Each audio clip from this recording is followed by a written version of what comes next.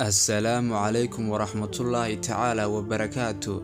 وبرنامجكيني ما ogtahay qaybtii sagaalaad.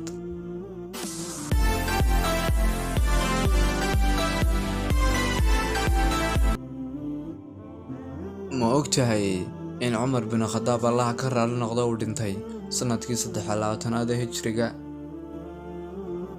ma ogtahay in haddii aad dadka u sheegtid waxaad mustaqbalka qaban doonto inay hoos u dhigayso xamaasadii aad shaqadaas ku qaban lahayd.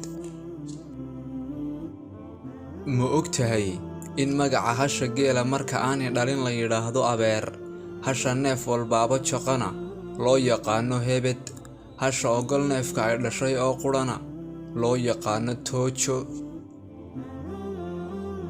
ma ogtahay in qofkii ugu horreeyay ee sameeyay maqaska wax lagu jaro uu ahaa nin magaciisa la odhan jiray Leonardo da Vinci. ma ogtahay in Cumar bin Khadaab uu ahaa khaliifkii ugu horreeyay ee sameeyay kaydka cuntada dawladda. ma ogtahay in khaliifkii ugu horreeyay Qur'aanka ku ururiyay kitaab kaliya uu ahaa Cusmaan bin Affan. ma ogtahay in shabeelka dhadigiisa loo yaqaano kuti halka shabeelka labkiisana loo yaqaan aareeye.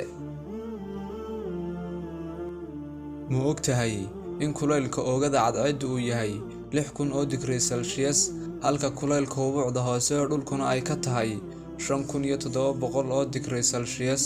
heerkulka qofka caafimaadka qabaana uu yahay 37 digrii Celsius. ma ogtahay in garigu yahay noolaha ugu da'da dheer xayawaanka ku uuman dhulka guudkiisa, nibiriguna uu yahay noolaha ugu miisaanka weyn nafleyda biyaha mushaaxda. ma ogtahay in mabda'ii shuuciyadda ama hawl iyo hanti wadaaggu uu ahaa fikir uu lahaa nin la odhan jiray Karl Marx, isla markaana lagu tilmaamo inuu ahaa fikir ka soo horjeeda diimaha oo dhan.